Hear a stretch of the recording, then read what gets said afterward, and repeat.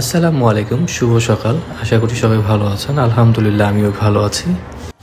শুভ সকাল বলেছি কারণ সকাল থেকেই আমার ভিডিওটা মূলত করা শুরু হয়েছে, আর আজকের ভিডিও জুড়ে কথা হবে সকালের বিষয় নিয়ে। তো আমি ঘুম থেকে সাধারণত সকালে ওঠার পর আমি কী কাজ করি ছাদে এসে, তারই ধারাবাহিকতায় এই ভিডিওটা করা হয়েছে। সকাল সকাল ঘুম থেকে ওঠার পরে আমার প্রথম কাজ হলো ছাদে চলে যাওয়া। আর ছাদে আসার পরই আমার যে ছাদে পশু পাখিগুলো আছে এগুলোকে দেখাশোনা, খাবার দেওয়া, পরিষ্কার পরিচ্ছন্ন রাখা, এটাই হলো সকালের আমার প্রথম কাজ। সো এখন বাজে সকাল 6:30। শীতের সকাল, এমনিতেই ঠান্ডা পড়েছে ভালোই। তো এই শীতের সকালে চলে আসলাম ছাদে।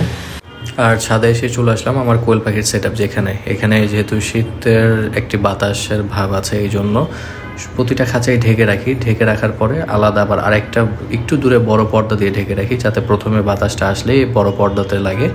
এখান থেকে কমার পরে বাতাস যতটুকু থাকে এটা পরে খাঁচায় যায়।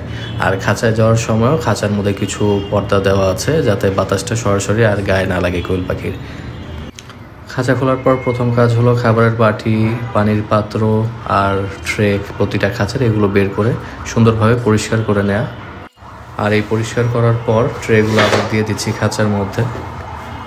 ট্রেগুলো দেওয়ার পরে এরপরে যে খাবারের বাটি আর পানির পাত্র আছে, এই পানির পাত্র আর খাবারের বাটিগুলো রেডি করতে হবে।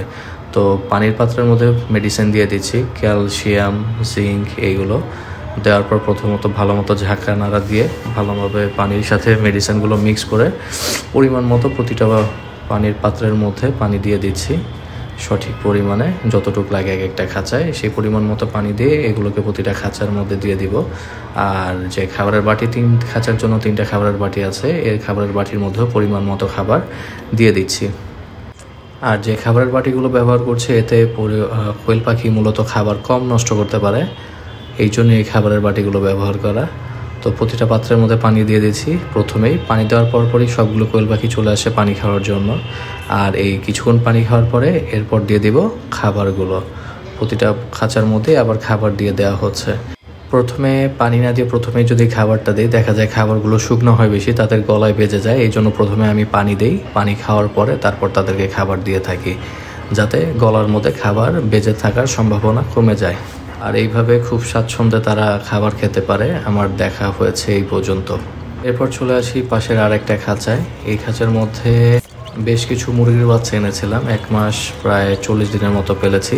এই খাঁচার মধ্যে ওই মুরগির বাচ্চাগুলো রাখছি, কারণ মুরগির বাচ্চাগুলো মাশাআল্লাহ খুব বড় হয়ে গেছে এই 40 দিনের মধ্যেই।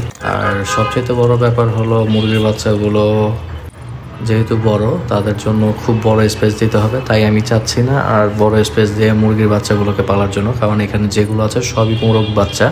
এতগুলো মোরগ আমার রাখার দরকার নেই। তার এখানে 3টা মোরগ বাচ্চা রেখে বাকিগুলোকে কেটে ফেলা হলো। যেহেতু ছাদে এখনও ঠান্ডা বাতাস চলছে, তাই ঢেকে দিচ্ছি প্রতিটা খাঁচা, যাতে ঠান্ডা বাতাস না সরাসরি ঢুকতে পারে। তো আজকে এখানেই শেষ করছি, আবার কথা হবে নতুন কোনো ভিডিওতে। ভালো থাকবেন। আসসালামু আলাইকুম, আল্লাহ হাফেজ।